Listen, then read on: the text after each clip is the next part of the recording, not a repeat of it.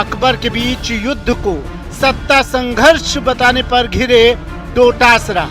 डोटासरा ने कहा, प्रताप अकबर युद्ध सत्ता का संघर्ष था। महाराणा प्रताप और अकबर के बीच के युद्ध को धार्मिक युद्ध बता दिया, चाहे हिंदू और मुसलमानों की लड़ाई। अरे भाई, सत्ता का संघर्ष था। इनको हर चश्मे में हिंदू और मुसलमानों की। महाराणा प्रताप की अकबर से लड़ाई को सत्ता संघर्ष बताने पर बीजेपी भड़की। मेरे ख्याल से कांग्रेस की परंपरा रही है कि वो नेहरू गांधी खानदान के अलावा किसी को महान मानते नहीं है, और उसके बाद किसी को महान मानते हैं तो अकबर जैसे, औरंगजेब, इस तरीके के लोग उनकी नजर में महान हैं। बीजेपी प्रदेशाध्यक्ष पूनिया ने कहा, वोट बैंक पॉलिटिक्स के चलते ऐसे बयान देना उनकी मजबूरी। महाराणा प्रताप का और अकबर का जो संघर्ष था वो राष्ट्रवाद का था, देश की अस्मिता का संघर्ष था, जिसके लिए उन्होंने मुगलों से इतना विकट संघर्ष किया। तो वो तो एक किस्म से आज़ादी की लड़ाई थी, विचार की लड़ाई थी। इसलिए उसको महज सत्ता का संघर्ष बताना ये उनकी ओछी मानसिकता का परिचायक है। कटारिया ने कहा कि महाराणा प्रताप ने हमेशा स्वाभिमान और स्वतंत्रता के लिए लड़ाई लड़ी। अगर प्रताप ने कोई युद्ध किया तो स्वाभिमान के लिए किया, स्वतंत्रता के लिए किया। इतिहास नहीं पढ़े हो तो दोबारा पढ़ लेना। राजेंद्र राठौड़ ने कहा, सत्ता का संघर्ष बताना दुर्भाग्यपूर्ण। डोटासरा माफी मांगे। इस प्रकार के शब्दों का इस्तेमाल करना, मैं समझता हूं कि वो वोटों के ध्रुवीकरण की बात इससे तलाश रहे हैं, इससे वो कामयाब नहीं होंगे। मैं उन्हें फिर कहता हूं, वो माफी मांगे। मंत्री महेश जोशी बोले, बीजेपी हर मुद्दे को लपकने का प्रयास करती है। बीजेपी की आदत हो गई है, एक जैसे बीजेपी के नेता ऐसे हो गए हैं जैसे किसी चीज को लपकने वाले लोग होते हैं। महेश जोशी ने कहा, महाराणा प्रताप के महान होने पर शंका व्यक्त नहीं की। ये लोग जो इसके प्रणेता बन रहे हैं कि बेमतलब जबरदस्ती ढिंडोरा पीटने की, झूठ बोलकर, असत्य बोलकर ढिंडोरा पीटने की जो बातें हैं, भारतीय जनता पार्टी को मुबारक।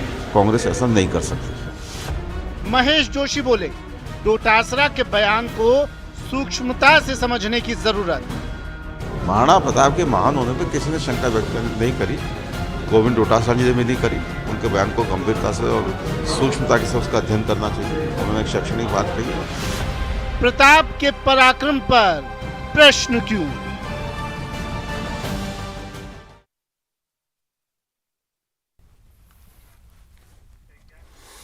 नमस्कार, आप देख रहे हैं न्यूज 18 राजस्थान। आपके साथ मैं हूं अभिषेक। महाराणा प्रताप और अकबर के बीच युद्ध को सत्ता का संघर्ष बताने संबंधी डोटासरा के बयान पर सियासत तेज हो गई है। डोटासरा ने कहा था, यह सत्ता का संघर्ष था। बीजेपी हर चीज को हिंदू मुस्लिम के धार्मिक चश्मे से देखती है। इस बयान के बाद डोटासरा घिर गए हैं। बीजेपी डोटासरा के बयान पर बुरी तरह से भड़क गई है। बीजेपी ने महाराणा प्रताप और अकबर पर पीसीसी चीफ गोविंद सिंह डोटासरा का बयान दुर्भाग्यपूर्ण और राजनीति से प्रेरित बताया। बीजेपी ने डोटासरा को माफी मांगने के लिए भी कहा है।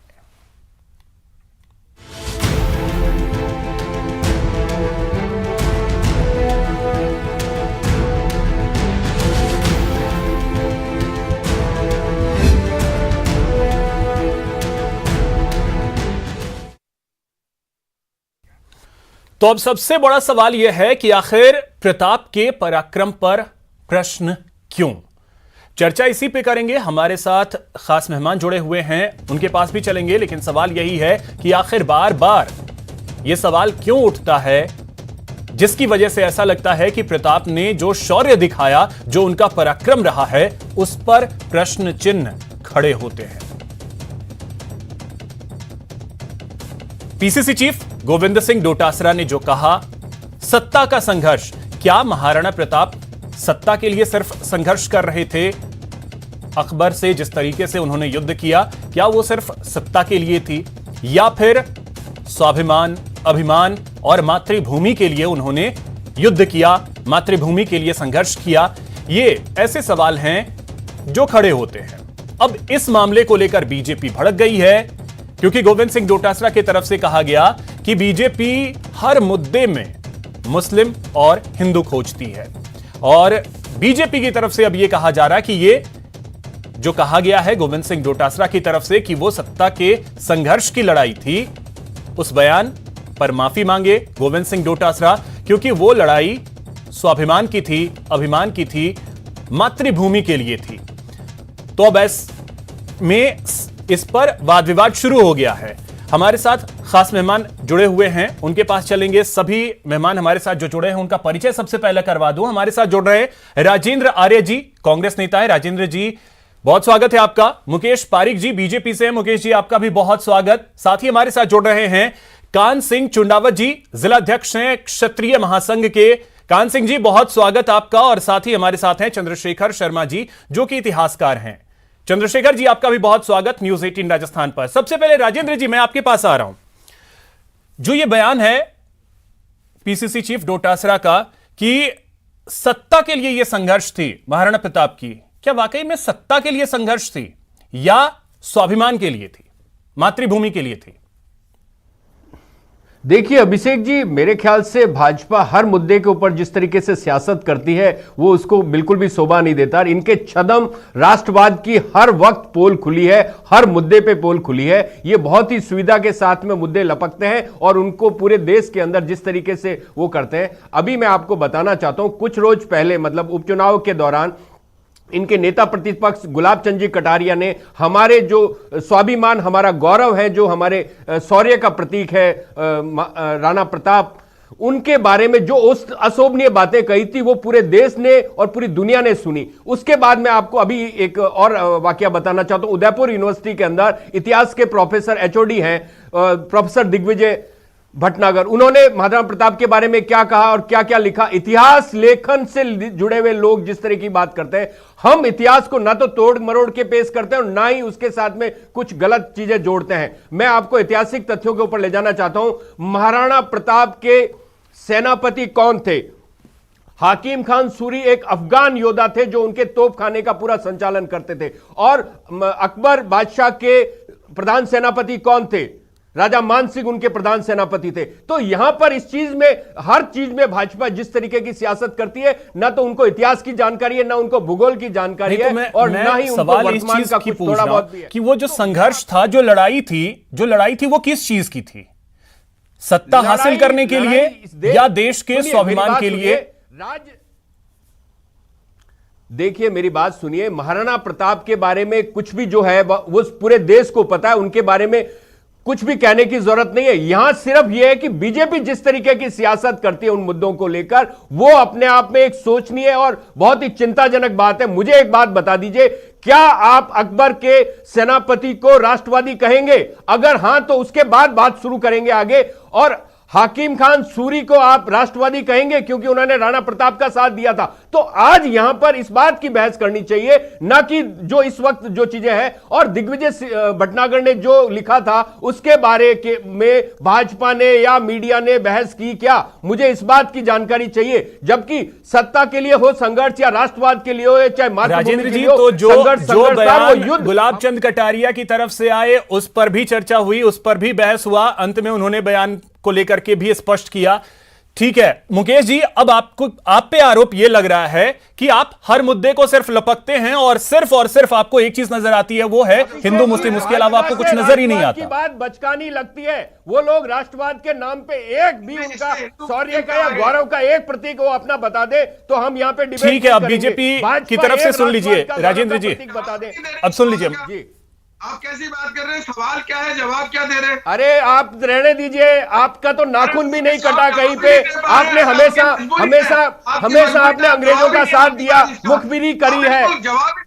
अरे आपको पता ही नहीं है ना, आप तो बोलिए ही मत। आपको राष्ट्रवाद पे बोलने का नहीं है, आप राष्ट्रवाद पे बोल ही नहीं सकते क्योंकि आपका राष्ट्रवाद से कोई लेना देना नहीं है। आप सिर्फ सत्ता की सियासत करते हैं और देश का माहौल बिगाड़ने का काम करते हैं। मुद्दे को नहीं उठावे। अरे आपको पता नहीं है ना।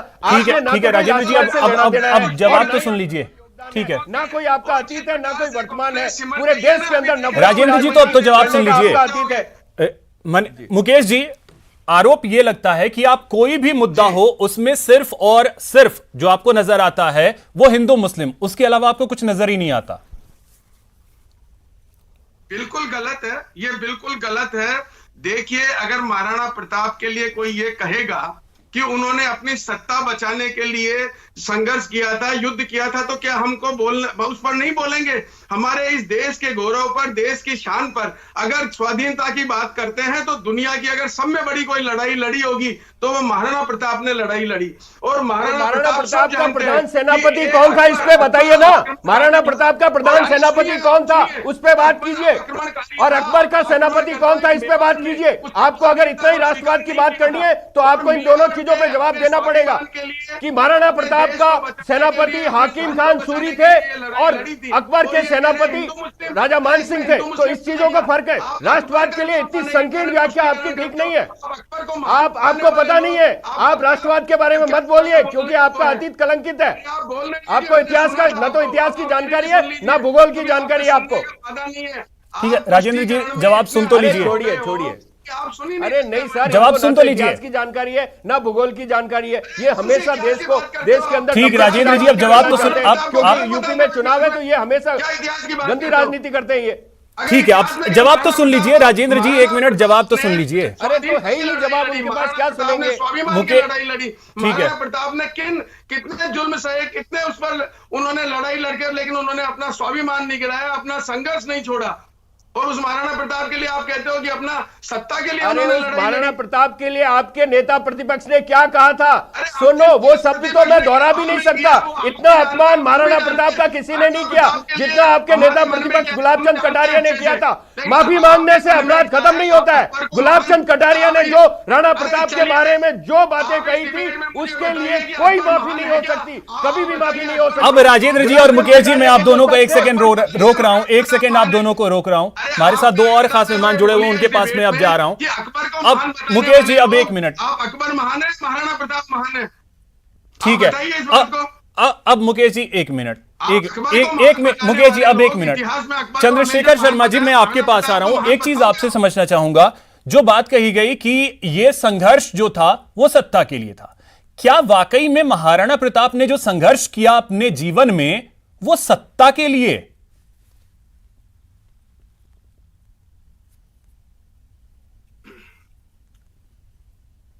चंद्रशेखर जी, मैं सियासत में क्या हो रहा है इसके ऊपर नहीं, लेकिन इतिहास की हाँ इतिहास का पहलू ही मैं आपसे जानना चाहूंगा। जो इतिहास हमें जो बताता है, इतिहास में जो तथ्य हैं, तथ्य जो बोलते हैं जी, हाँ, तो मैं उस इतिहास के बारे में थोड़ा सा बताना चाहूंगा कि प्रताप का अगर इतिहास का हम पूरा अवलोकन करें और पर्शियन सोर्सेज को भी देखें, लोकल सोर्सेज को भी देखें, एक रिसर्च मेथड के द्वारा अगर हम उसको देखना चाहते हैं तो हमें इन तथ्यों से हम सहज ही अवगत हो जाते हैं कि जो 2 बातें मैं यहाँ कहना चाह रहा हूँ कि न तो प्रताप का जो संघर्ष था वो सत्ता पाने के लिए था, न सत्ता बचाने के लिए था, न सत्ता को बनाए रखने के लिए था, और न ही प्रताप का जो संघर्ष था वो हिंदू और मुस्लिम का संघर्ष था। ये दोनों ही बातें इतिहास में इसके तथ्य भरे पड़े हैं। इसके लिए मेरे 2 तथ्य यहां पर आपको देना चाहूंगा इसके उदाहरण के लिए कि अगर प्रताप का सत्ता पाने का संघर्ष होता तो प्रताप को विरासत में सत्ता नहीं मिली थी। उनके पिता महाराणा उदय सिंह ने जगमाल को मेवाड़ का शासक बना दिया था। उसके बावजूद भी प्रताप बड़े होते हुए, ज्येष्ठ और श्रेष्ठ होते हुए भी उन्होंने सत्ता की मांग तब भी नहीं उठाई थी और मेवाड़ के सामंतों ने उनको सत्ता सौंपी थी। और दूसरा हम देखें कि अगर सत्ता प्राप्ति का प्रताप का लक्ष्य होता तो अकबर के द्वारा जो 4 डेलीगेशंस आ रहे थे, उन डेलीगेशंस में यही था कि आपको एज इट इज रहने दिया जाएगा और उल्टा आपको सबसे ऊंचा जो मनसब है जात सवार का, वो 7000 जात सवार का मनसब आपको दिया जाएगा, जो मनसब मान सिंह से भी ऊपर था। तो सत्ता को अगर प्राप्त करना होता तो प्रताप के सामने कई प्रपोजल्स थे। और दूसरी बात इसके साथ ही मैं कहना चाहूंगा कि अगर हिंदू मुस्लिम को संघर्ष था तो हिंदू मुस्लिम का संघर्ष होता तो जो पठान शक्ति जो थी, जहां बाबर ने भारत में प्रवेश करने के समय हिंदुस्तान पर जब अपना दिल्ली में अपना शासन जमाया, उस समय इब्राहिम लोदी को परास्त किया था। तो पठानों को हरा करके बाबर ने सत्ता हथियाई थी, तो सारे पठान जो थे वो बाबर के प्रति नाराज थे। उन सभी पठानों ने, उनका प्रतिनिधि हकीम का सूर थे प्रताप के समय, और उन्होंने प्रताप के तोपखाने को समृद्ध किया।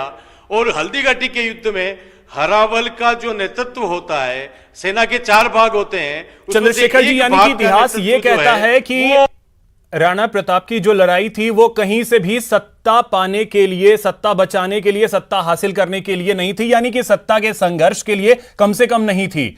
वो लड़ाई अपनी थी, स्वाभिमान की लड़ाई थी। ठीक है, मैं आपके पास फिर आता हूं। कान सिंह जी, ऐसी प्रतिक्रियाएं जब आती हैं तो फिर आपका पहला कमेंट मैं उस पर चाहूंगा कि आप क्या कहना चाहेंगे अगर कोई ये कह रहे हैं कि संघर्ष जो था वो सिर्फ और सिर्फ सत्ता के लिए था।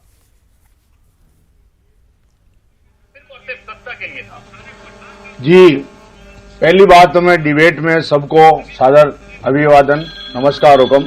मेरा ये निवेदन है कि यह महाराणा प्रताप के बारे में जो इस तरह से कोई बात करता है तो ये अच्छी बात नहीं है। पहली बात तो सत्ता के संघर्ष और स्वाभिमान और राष्ट्र प्रेम में बहुत अंतर है। बिल्कुल। और ऐसे समय में डोटासरा साहब इस तरह से बयान देते हैं, अच्छी बात नहीं है सर। ये राष्ट्रीय अस्मिता का सवाल है। और वो अकबर तो कहाँ का था? भारत का नहीं था, वो विदेशी आक्रांता था। और विदेशी आक्रांता और स्वदेशी में बहुत डिफरेंस है। और उस समय में आप सत्ता की कहाँ बात कर रहे हो? आप जिस महाराणा प्रताप ने जंगल में रह करके और अपने घास फूस की रोटी खाई, किसके लिए खाई? वो सोने चांदी के बर्तन में खाने वाला पत्तल पर रोटी खा रहा है, भीलों और आदिवासियों को साथ लेकर के घूम रहा है। ऐसे लोगों, ये इस तरह से जो लोग ये टिप्पणी कर रहे हैं, अच्छी बात नहीं। डोटासरा साहब ने पहले भी जो हमारी पाठ्यक्रम में पुस्तकें लगी उससे संबंधित हम लोग माननीय मुख्यमंत्री अशोक जी गहलोत साहब से मिले। हमारा मेवाड़ का पूरा प्रतिनिधिमंडल गया था, हर संस्था का पदाधिकारी। तो हमारे मुख्यमंत्री जी ने अपने पाठ्य पुस्तक में ये कराई। तो ये सत्ता का संघर्ष नहीं सर, ये स्वाभिमान का है, राष्ट्र प्रेम का है, देशभक्ति, स्वामी भक्ति के हैं। तो हम हमारे देश के युवाओं को हम उनके प्रति ये जताना चाहते हैं कि राष्ट्र प्रेम क्या होता है और सत्ता क्या होती है। आज हमारे जो इस समय में बिल्कुल, और जो लोग राष्ट्रवाद, राष्ट्र प्रेम ये सारी बातें करते हैं उनको भी ये समझने की जरूरत है कि महाराणा प्रताप किस तरीके के राष्ट्रभक्त थे, किस तरीके के देशभक्त थे। सीखना तो हर लोग को चाहिए, वो भी महाराणा प्रताप से। ठीक है, राजेंद्र आर्य जी, अब सुना होगा आपने, इतिहास का भी पहलू यह कहता है कि कम से कम सत्ता के संघर्ष की लड़ाई तो नहीं थी। तो ऐसे में बार बार महाराणा प्रताप पर सवाल क्यों, जबकि हम जानते हैं कि अकबर कौन था? अकबर हमारे लिए महान कभी हो ही नहीं सकता। हमारे लिए तो महाराणा जो है उनसे ऊपर शायद ही कोई हो। फिर प्रश्न क्यों उन पे? अभिषेक जी, मैंने जैसा कि डिबेट की शुरुआत में ही कहा है कि हमारे देश का, मैं अपने प्रदेश की नहीं बात कर रहा हूं, मैं पूरे देश की बात करता हूं, शौर्य, स्वाभिमान और बलिदान के प्रतीक के रूप में महाराणा प्रताप की प्रतिष्ठा पूरे देश ही नहीं पूरी दुनिया में है। जिस तरीके का संघर्ष उन्होंने किया उसको किसी ने ना तो जुटलाने की बात है, ना ही कोई उसको डिनाई कर रहा है। लेकिन यहां पर जो सुविधा की सियासत मैं देख रहा हूं कल के बाद से अब तक, जो मीडिया में भाजपा नेताओं के जो बयान आ रहे हैं, जो अशोभनीय टिप्पणियां आ रही है, जिस तरीके से मतलब ये उस बात को कह रहे हैं, तो आप देखिए ना इस चीज में। और देखिए, कोई भी बात है तो उसको जब तक अपन पूरे संदर्भ में अगर नहीं देखें तो सिर्फ एक लाइन पे बात करना थोड़ा सा ठीक नहीं है। फिर मैं आपको बताना चाहता हूं गुलाबचंद कटारिया का जो बयान तो था, राजेंद्र जी, पूरा संदर्भ क्या था? अगर आप वो बता पाए, पूरा संदर्भ क्या था? नहीं संदर्भ मैं देखिए, पूरा बयान आप अगर पूरा का पूरा उनका भाषण सुनेंगे तब आपको पता चलेगा। आप सिर्फ एक लाइन उठा लेंगे और इन भाजपा वालों को भौंकने के लिए छोड़ देंगे, तो ये कहां की सुविधा है? मतलब आप सोचिए ना, ये पूरा का पूरा ट्विटर के ऊपर जिस तरीके से, और दिग्विजय भटनागर जो इतिहास के विभाग है उसको अभी तक बर्खास्त क्यों नहीं किया गया? अगर इतना ही है, वो तो यूनिवर्सिटी के प्रोफेसर है, HOD है, मतलब उदयपुर यूनिवर्सिटी के। राजेंद्र जी, कहा तो उनको बर्खास्त क्यों नहीं किया गया? अगर आपको इतना ही लग रहा है, जबकि उन्होंने महाराणा प्रताप के बारे में क्या लिखा कि वो युद्ध हार गए और उनके हार के कारणों की वो बातें लिख रहे थे उसमें, तो मैं आपको ये कहना चाहता हूं, अगर ये आपने गुलाबचंद कटारिया इस तरीके के अशोभनीय बयान देखे जो कि ये हैबिचुअल ऑफेंडर है, तो आप देखिए ना, इन लोगों से राष्ट्रवाद की, कम से कम इन लोगों से राष्ट्रवाद की मतलब ना तो परिभाषा पूछने की जरूरत है और ना ही उसके मायने पूछने की जरूरत है, और जिस तरीके का माहौल ये लोग बिगाड़ते हैं उसकी हमेशा कड़े शब्दों में निंदा करनी चाहिए। ठीक है मुकेश जी, सवाल तो ये भी उठते हैं कि जब बीजेपी इस मुद्दे को लेकर के बयान दे रही है, कल से ही बयान सामने आ रहे हैं, लेकिन कई बार ऐसा हुआ है कि महाराणा प्रताप पर सवाल तो बीजेपी की तरफ से भी उठ गए हैं। देखिए, ये बड़ा दुर्भाग्यपूर्ण है और ये राजेंद्र जी ने एक बार भी जो आपने सवाल पूछा उसका सीधा जवाब नहीं दिया। मेरा पहला ऐतराज मैं आपको बोल रहा हूं, इन्होंने जो भौंकना शब्द बोला, ये मुझे नहीं लगता इससे अमर्यादित कोई शब्द नहीं हो सकता टीवी चैनल की डिबेट में। जो ट्वीट आपके नेताओं ने, आपके मंत्रियों ने किए, उससे ज्यादा अमर्यादित नहीं है। जिस तरीके की भाषा आपके नेताओं ने और जो केंद्र सरकार के मंत्रियों ने जो ट्वीट में जो भाषा उपयोग करी है, उससे अमर्यादित नहीं है। आपको अपने गिरेबान में झांकने की जरूरत है। अगर आपको मर्यादा सीखनी है तो पहले खुद सीखिए, उसके बाद में दूसरों से बात कीजिए। राजेंद्र जी, एक सेकंड के लिए उनका जवाब तो सुन लीजिए। अब एक सेकंड के लिए राजेंद्र जी अब सुन लीजिए उनको। मुकेश जी बोलिए। पढ़ लीजिए। नहीं, देखिए, महाराणा प्रताप के लिए गोविंद सिंह जी डोटासरा का जो बयान है, राजेंद्र जी, मैंने सारी चीजें देखी हैं, सारे बयान भी सुने और सारे ट्वीट्स भी मैंने देखे हैं। ठीक है, मुकेश जी बोलिए। देखिए, जो ये बयान नजर आ रहा है ये बहुत ही दुर्भाग्यपूर्ण है, इसकी हम निंदा करते हैं। पूरे राजस्थान का नहीं, कोई भी देश का नागरिक महाराणा प्रताप के लिए ये शब्द नहीं। मुकेश जी, जब कटारिया साहब बयान देते हैं तब आप निंदा क्यों नहीं करते हैं? कांग्रेस को ये स्पष्ट करना चाहिए, कांग्रेस को ये नहीं, मेरी ये मांग है, कांग्रेस को ये स्पष्ट करना चाहिए कि ये गोविंद सिंह डोटासरा के बारे में बयान दिया था उसका तो माफी मांगने से भी वो अक्षम्य अपराध है, उसकी कभी माफी नहीं हो सकती। और फिर प्रोफेसर दिग्विजय भटनागर ने जो लिखा है महाराणा प्रताप के बारे में इतिहास की किताब में, वो भी माफी मांगने योग्य नहीं है। आप जब तक उस प्रोफेसर को हटाया नहीं जाता तब तक ये बात खत्म नहीं होती। ठीक है, प्रोफेसर से कांग्रेस की तुलना कर रहे हैं आप देखिए, अब ये कहां की बात कर रहे हैं? इसका मतलब हम कांग्रेस उस प्रोफेसर का ताजा ही मामला है, ताजा ही मामला है मुकेश जी। प्रोफेसर दिग्विजय ठीक है मुकेश जी और राजेंद्र जी, अब एक सेकेंड। चंद्रशेखर जी बार बार, ठीक है मुकेश जी, अब एक सेकेंड। चंद्रशेखर जी, बार बार ऐसा क्यों होता है? तो आप बोलते क्यों नहीं? आप में हिम्मत है तो बोलिए। मुकेश जी, राजेंद्र जी, अब एक सेकंड। ठीक है मुकेश जी और राजेंद्र जी, एक सेकंड। चंद्रशेखर जी, ऐसा क्यों बार बार होता है? हम आप शब्द बोल रहे हैं, अमर्यादित शब्दों का उच्चारण कर रहे हैं, अमर्यादित शब्द बोल रहे हैं डिबेट में। अपने मूल प्रश्न का जवाब नहीं दे रहे। ट्वीट पढ़ लीजिए, उसके बाद में बात करना। पहले अपने नेताओं के ट्वीट पढ़िए के लिए, उसके बाद नहीं है। अब एक सेकंड, मुझे एक कमेंट अब चंद्रशेखर जी से लेने दीजिए। मुकेश जी, चंद्रशेखर जी, ऐसा क्यों होता है? हमने यह देखा है कि बार बार, एक बार नहीं कई बार ऐसा हुआ है कि जो प्रताप का पराक्रम है हम सब ने पढ़ा है, और ऐसा कोई भी भारत का इंसान नहीं होगा जो महाराणा प्रताप के बारे में नहीं जानता होगा, उन्होंने जो किया है नहीं जानता होगा। बावजूद इसके ऐसा क्यों होता है कि उनके पराक्रम पे प्रश्न चिन्ह लगा दिए जाते हैं?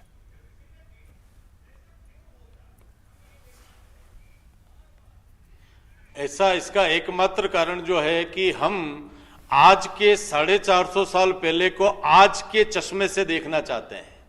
मेरा सभी से हाथ जोड़कर मेरा एक निवेदन है कि हम 450 साल पहले की बातों को उस समय के नजरिए से देखें, न कि आज के चश्मे से उनको देखने की कोशिश करें।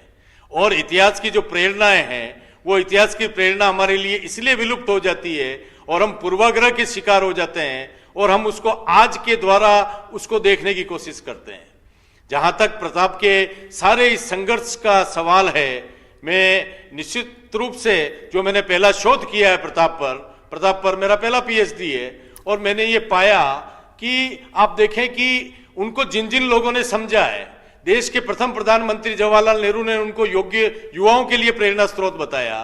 देश के एकीकरण के समय में सरदार वल्लभ भाई पटेल ने, जब एक देशी रियासतों का एकीकरण हुआ, तब उन्होंने कहा कि हम राणा प्रताप के स्वप्न को साकार कर रहे हैं। मतलब प्रताप हमारे देश में एक एकीकरण का, एक समग्रता का नाम है। प्रताप हमारे देश में एक शौर्य का, एक अपराजेय शक्ति का नाम है। बिल्कुल यही वजह है चंद्रशेखर जी, सवाल भले ही कोई उठाए, लेकिन आप इससे भी अगर ज्यादा महाराणा जानना प्रताप चाहते हैं तो के प्रताप का जो पराक्रम पे कभी संघर्ष था, सवाल कोई उठा नहीं वो सकता है। आप ये देखें, सत्य वो है। नैतिकता का संघर्ष था। बिल्कुल। प्रताप का संघर्ष नैतिकता का संघर्ष है। बिल्कुल। एक साम्राज्यवाद के खिलाफ प्रताप का इसीलिए संघर्ष है। दो लाइन जो भी है। विदेशी साम्राज्यवाद आया है, बिल्कुल। उसके खिलाफ किसी प्रताप ने का बहुत संघर्ष अच्छी है। 2 लाइन भी लिखी है कि द्वंद्व कहां तक पाला जाए, युद्ध कहां तक टाला जाए, फेंक तू भी अराणा का वंशज, फेंक जहां तक भाला जाए। हर कोई अपनी तरफ से भाला फेंकने की कोशिश कर रहा है कि किसका भाला किससे दूर जा गिरता है और प्रताप किसके पक्ष में आकर बैठते हैं। फिलहाल बहुत शुक्रिया आप सभी का हमारे साथ जुड़ने के लिए और इस चर्चा में शामिल होने के लिए। नमस्कार।